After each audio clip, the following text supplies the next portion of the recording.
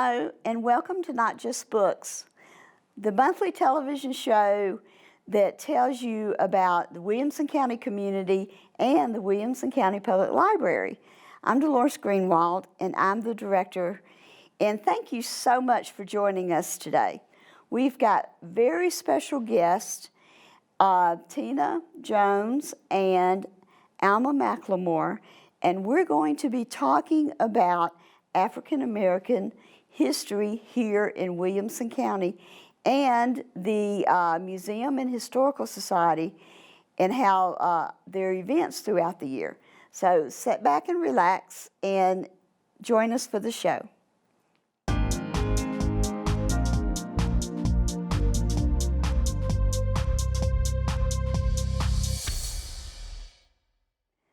Hello, and thank you for joining us today. I have two very, very special guests, Ms. Alma McLemore and Ms. Tina Jones, and we're going to talk about African American history in Williamson County. And, okay, Alma, I'm going to start with you. Okay.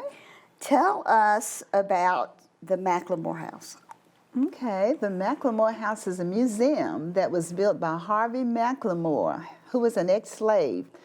He built the home in 1880, and the home actually remained in the family for 117 years till it was purchased by Habitat for Humanity. After so many years, the last person that was living there was an older lady that really the house had become condemned, and she had to move out, and the home became condemned. Then Habitat bought it. They were going to build a Habitat for Humanity home. Oh, okay. And the founders of the organization, which I've said this, but I always say it in most every setting that I can when we talk about the Macklemore House and the African American Heritage Society, that there are some special people who were the reason for the Macklemore House Museum, the founders. There were four retired teachers, and Miss Thelma Battle was the historian, and Rick Warwick was a historian with the Heritage Foundation.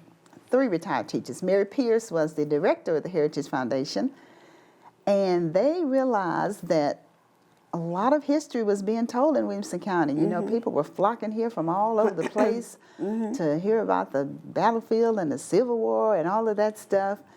But African American history was being ignored. So they got together in unity, a group of concerned citizens, and formed the African American Heritage Society. So the Macklemore House is a product of their united efforts. And it is doing well. We have tours. We have formed a partnership with the Battle of Franklin Trust. Oh, okay. And they have been amazing. The Heritage Foundation has been amazing. The Battle of Franklin Trust agreed to have tour guides, professional tour guides from their organization to come and help us with tours. Oh, I didn't know that. Yes. That's great. So we were able to have the Macklemore House open on Thursdays, Fridays, and Saturdays, and we shut it off. We close it up at the end of December, and we open back up in March. And you can stop me anytime if you want to stop me, because I'll just keep telling you the story, and just please interject when you want to stop me and ask me a question. Don't worry, I will. Yeah, okay. But anyway, it is open, and they're doing a fantastic job with the part. We're just excited about that partnership. I noticed Harvey Macklemore that was actually purchased 4 lots, and it served as a model community. That is correct. Harvey purchased those lots from his previous owner, which was a great thing. And 2 of the lots are still in the family. The Macklemore House belongs to the African American Heritage Society, so it's preserved. And right behind there is a house that was built by Habitat for Humanity, because once Miss Bell and Mary got started, of course it was all the board working together, but once they realized that we needed to save this museum, save this home, they bought the Heritage Foundation bought the property from Habitat. Mm-hmm. But since Habitat was looking for land mm-hmm. to build a house on, they subdivided it in the, well, it was probably already subdivided. But anyway, the Habitat for Humanity organization built a Blitz house. I was part of that organization at that time. Ah. And I went on vacation to Florida, and I came back, and the house was built. And one of Harvey McLemore's direct descendants live in that house right now. Oh, that's excellent. Isn't that not amazing? Yeah, that is excellent. A lot of wonderful history. So we were able to have the McLemore House and then have a descendant right behind it. That's terrific.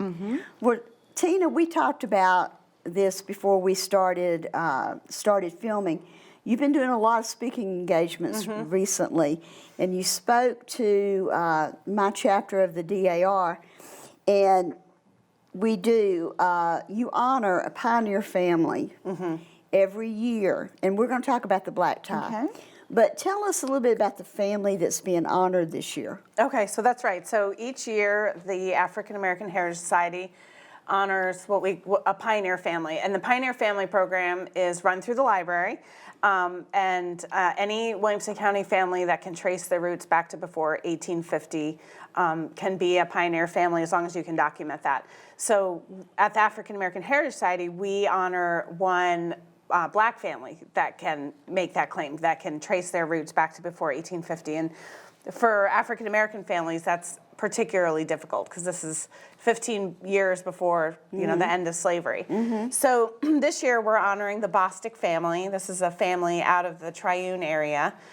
There was a large plantation in Triune, and we decided to make things extra hard on ourselves this year. And so usually we trace the family back to one matriarch or patriarch. And this year we were able to find 3 pioneers in the Bostic family. So we're actually have 3 branches of Bostics. Triple the work. Yes, triple the work.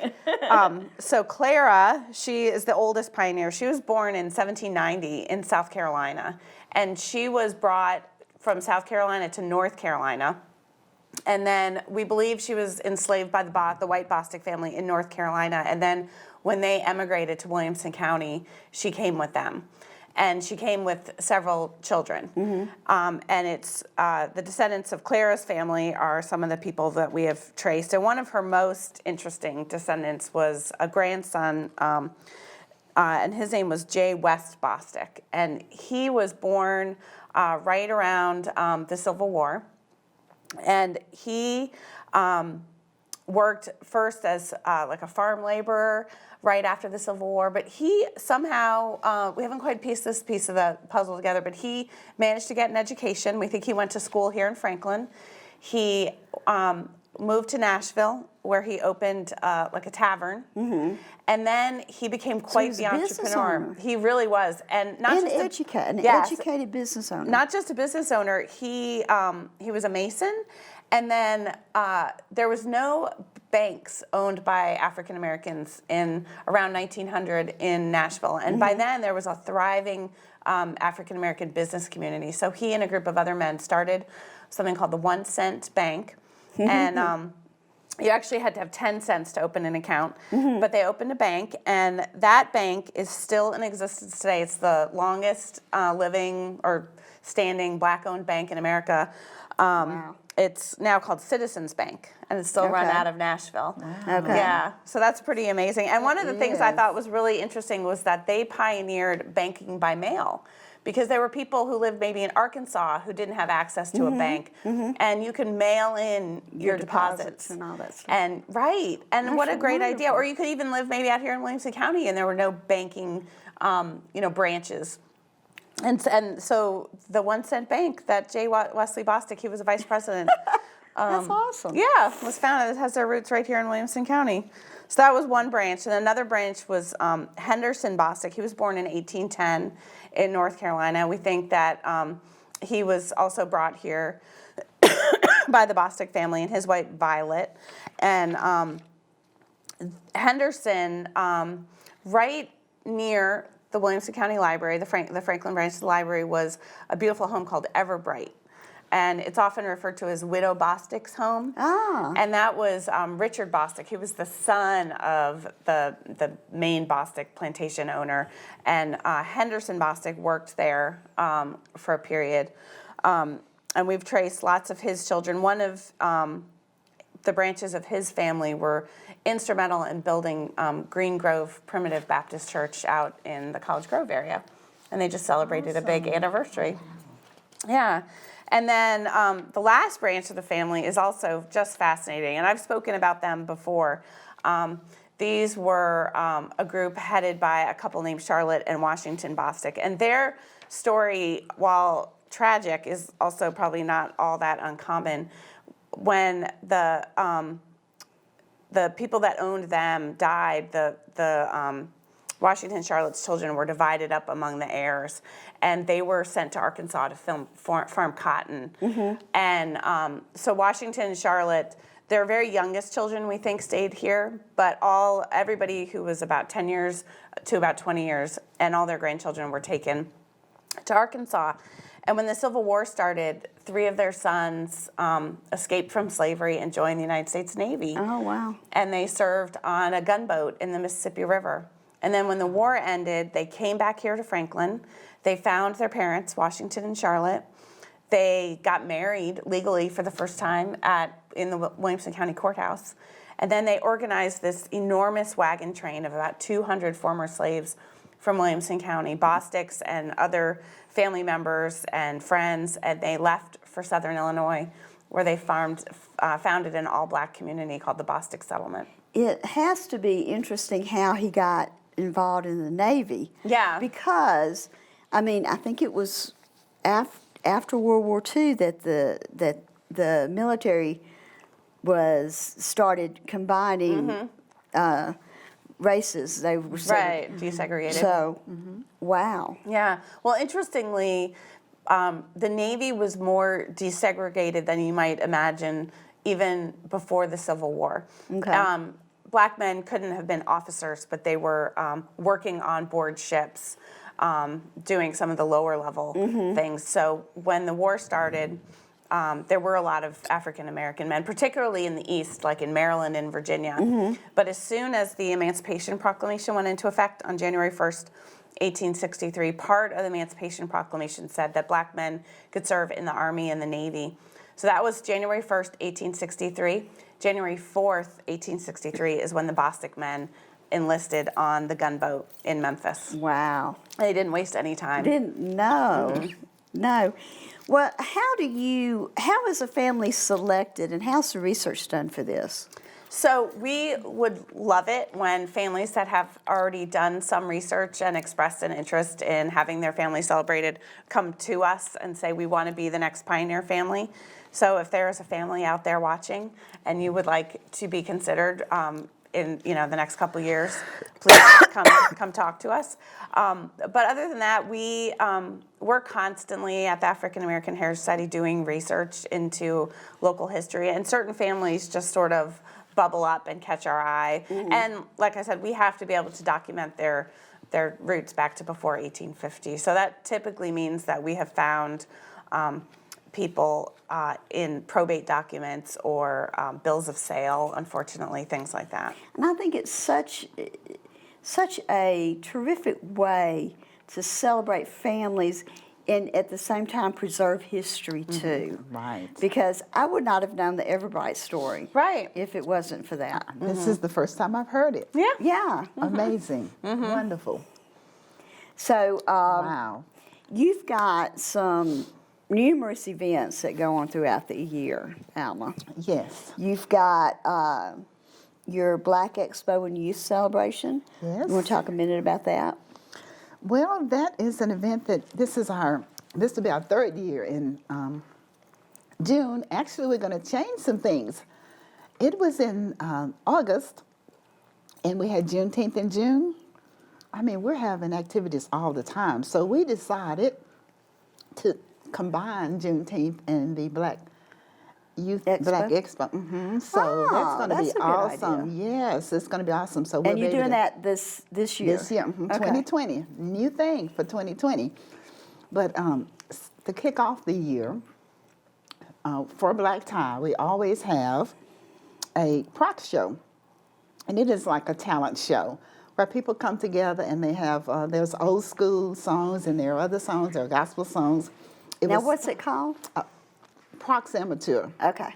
It was started back in the 1940s by Professor T.J. Myers. He was a Natchez High School professor, and he realized that African American children had nowhere to display their talents because they couldn't go to the events with the white kids, and we had some talented people. And one of the guys that was part of that, he actually wrote a hit song. His name was Robert Knight, Everlasting Love. Oh, it was my a hit gosh. song. He passed away a couple of years ago, but he was one of the people that performed at that rock show. So one year we had a theme, music, for that year, and so we went back and recreated that show. Oh, that's And it's so awesome. cool, and it's in honor of him, and it's been 11 years now. And So he had to have been a kid then when he participated in this. right. He was in. It was. I guess it was all ages that were there. But but Proc was the one who started it, Oh my gosh. and that's why we named it Prox Amateur. And it's always held 2 weeks before the black tie. And then you have the Tom Murdoch Scholarship Fund. That is a wonderful event as well. Now tell us a little bit about Tom Murdoch, though, for people that don't know him. Tom was an amazing man who did so much in the community. He served as a planning commission for the county, for the city. He was one of the first people to serve, I believe, on the city planning commission, I believe. And he has served in the election on the election committee, and just Franklin's Charge. So many things, too numerous to mention. He was involved in astronomy. Oh, he was really, really big. That was his baby. He was really, really big on that. And maybe we can get his wife Deborah to come one day and talk about it. I think that would be awesome, because there's going to be a blood drive in honor of him, and I don't have the date with me today. I'm not sure. I can't remember. But if people will Google that, there is going to be a blood drive in honor of Tom Murdoch, so people can go out and give blood. But yeah, he was amazing. He did a lot of work for the African American Heritage Society, and he united the organizations like Franklin's Charge. He got really involved with that, and that's when you start combining the historical efforts and the preservation efforts, and you have the different races, you have to learn to tell the full story, to get along, to respect one another, and as you tell these stories, you talk about the past, but you don't dwell on the emotions that could come with that. He was the best at that. He was amazing. So anyway, when we started that scholarship, we were at the embassy. We love having events. I guess you can tell that. But when we had our black tie, I said, Tommy, we got to have a summer event. We got to, because we love the black tie. Everybody loves it, and we always sell out. I was going to say, you always sell out. Always sell out. You sold out now for the... Sold out about 3 weeks ago. And I said, Tommy, we got to have a summer event. And I said, let's do a prom. And you and Debbie can be the first contestants. And what we were going to do is have people run for Mr. and Mrs. AAHS, and then have the winner. They raise money, and then the winner will be Mr. and Mrs. AAHS. And that was in 2015, and the first event was July 2015. Tom passed away in March. It was it was a rough time for everybody. And so we knew that education was really important, and we wanted to do something for the youth. And every year since then, we've had people to run, and they've raised money, and we've given scholarships. We've given probably, I think, about 15. And we're equipped to give more this year. That's great. That event is in July, so I know people love youth. They love education, so if you want to support that, we always accept donations. Our address is P.O. Box 1053, Franklin 37065. Make checks payable to African American Heritage Society. And I'm sorry, I'm probably taking too much time. You're good. No, you're good. You're good. But I think that's a great way to honor Tom. It's wonderful. Yeah. Tina, how did you start getting involved in all this? It's probably a long story. It is. I have a hard time telling short stories. I'll try to keep it short. I volunteer at our church, St. Paul's Episcopal Church, with the outreach program for senior citizens. And many of the seniors who come to the program are African American, and I love history. And we would just sit around having lunch, and I would hear them talking about, what life was like growing up in Williamson County. And I was hearing them talk about stories that I wasn't really hearing portrayed anywhere else in Williamson County. So one year for Christmas, my mom actually came to visit, and she had just gotten an Ancestry.com account. And she was like, this is so much fun. And she had already done my side of the family, so I said, well, I'll try to do Roger, my husband's side of the family. So I was working on that, and so it was like December around Christmas, and by February, it was going to be Black History Month, and I said, oh, this will be fun. I was so naive, and I thought, I'll work on this with our senior citizens who are coming. And I gave everybody a blank family tree, and I said, let's try to fill these out. And by the end of the year, everybody had a notebook, and I was working on 50 different family trees. And I just started realizing that you can't be good at genealogy if you don't really understand where your ancestors or the person you're researching lived and what was going on in the place and at the time that they lived. That's right. And then I was just hooked. There were so many untold stories, and I thought, well, I guess I'm going to tell them. She has been amazing. And how long Amazing. ago was that? That was probably 15 years ago. Wow. Yeah. Tell us about because you've been at the library recently. Tell us about the exhibit there.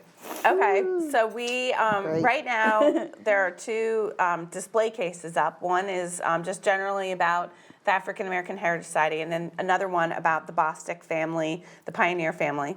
And then by February 1st, we will have an exhibit up.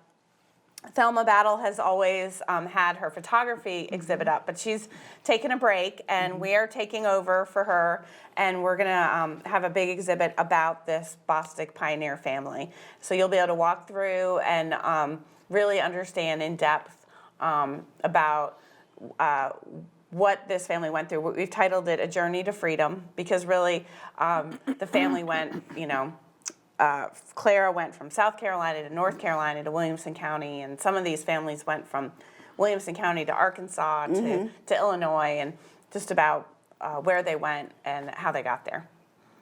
I'd just like to thank the Williamson County government and the library for all the support you've given over the years with the starting of the Pioneer program with the Pioneer family. That is just awesome. I mean, for 19 years, we've been able to showcase and to highlight a family and to trace their history back to 1850s and beyond, and to be able to share this information at the black tie, and also to put the stories out there for the news media and for the community to see. So this brings us together as a unit, because we're just all together. Well, we're honored to be a part of it. If someone wants to get involved in the society or donate, what's the process there? Well, we love having members. We love having volunteers. We can never get enough support, and we love having money. We can never get enough of that. Well, that's true. We have a museum that is it's very important, and it's historical. And being built in 1880, we want it to be here forever, for present and future generations. So it takes money, and right now we're in the middle of a campaign where we're raising money to repair. There are some things that need to be done at the McLemore House, and we are requesting a grant, and we're going to have some matching funds for that. Okay. And it's okay. Well, how would someone donate? What does someone need to do? They can send a check or make a donation online. We have a process online. I've found that so many people like doing everything online. Oh, yeah. I'm not one of those people, because I'm still kind of scared about money like that online. But anyway, you can go to the McLemorehouse.com website and donate, and you can also send payments to the African American Heritage Society. The address is P.O. Box 1053, Franklin 37065, and we will send you a IRS letter for tax purposes. And where is the Macklemore House? I've been meaning to, we've been talking about it. Where is it? It is right in downtown Franklin, central Franklin. You can well, walk from a lot of places from downtown to the McLemore House. It's only about a block away. It's 446 11th Avenue North, and it's on the corner of 11th Avenue and Glass Street. And it's a treasure. It is, and so are you, and so are you, Tina. Thank you. Thank you so much for being here today. Okay. And this was a great conversation. I could talk forever. Unfortunately, we don't have that kind of time. Oh, but we're out thank of you time. so much for being here. Thank you. And we'll be right back. When I lost my sight, the only thing I had was reading. When you discover you have an impairment, it can change your life. So take a little time to find the resources that are going to help you restore what you've lost. Whatever your needs are, 99.9% of them can be met by the NLS program. There's all kinds of formats that you can choose from. You can choose from large print or braille or audio. Just can't recommend it enough. It's a free service. It's amazing how much you can get. It has expanded my horizon. And everybody can read the way they want to read using this program. For more information about the National Library Service for the Blind and Physically Handicapped, Library of Congress, visit loc.gov/thatallmayread or call 1-888-NLS-READ. Thank you for joining us today. And I'd also like to thank my special guest, Tina Jones and Alma McLemore with the African American Heritage Society. If you'd like to find out more about their wonderful organization, you can go to their website. And also, to find out more about the library, you can sign up for our weekly newsletter at wcpltn.org. And you can also follow us on Facebook and Twitter. And until next time, explore your world and read.